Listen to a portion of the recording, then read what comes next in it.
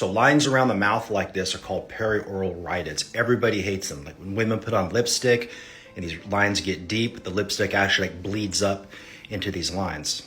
It's also called smoker's mouth, even though a lot of people that have this didn't even smoke.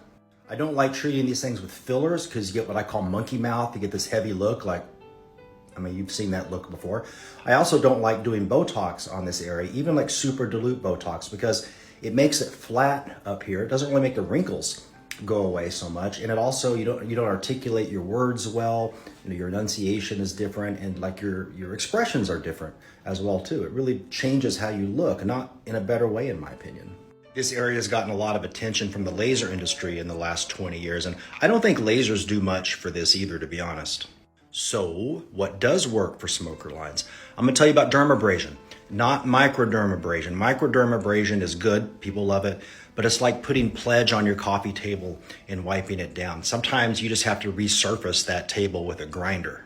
And this is a patient of mine here, obviously some very deep perioral rhytids. She'd already had several sessions of CO2 with a plastic surgeon in town and wasn't real happy with the results.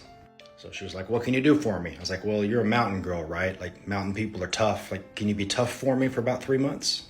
So I go to Ace Hardware and I buy drywall sandpaper. I autoclave it. I number up with dental blocks in her mouth. If you're squeamish, don't look at these next few pictures, by the way. Here's your warning. I sand off all of her skin down to the reticular dermis in this whole area. Afterwards, she looks like Jeffrey Dahmer, who just went to town on one of his victims, or Hannibal Lecter. 2 months later, she comes back and this is the results. She's super happy. Some of those areas you see right there, that's where some permanent scarring has occurred. And she said she'd rather have the scarring than have the deep canyons on her lip there. And plus her lipstick doesn't bleed up into her lip anymore. So she was really happy with this.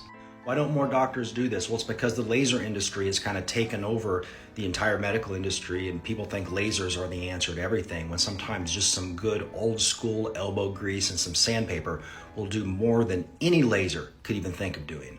See, everybody wants an awesome result, but they don't want to put in the sacrifice and the hardship and the downtime anymore. That's why lasers have taken over the industry. If you want big results, you're going to have some downtime. Now, this treatment isn't for everybody. If you had darker skin color, this wouldn't be acceptable. I wouldn't do it. It would scar you up, and you'd have like a white mustache. It would look awful. But anyway, my patient was happy with it. This isn't for everybody, and some of you plastic surgeons out there may go, oh, that's a terrible result. You know what? She's happy with it, and that's all that matters. So there you go, everybody. Dermabrasion.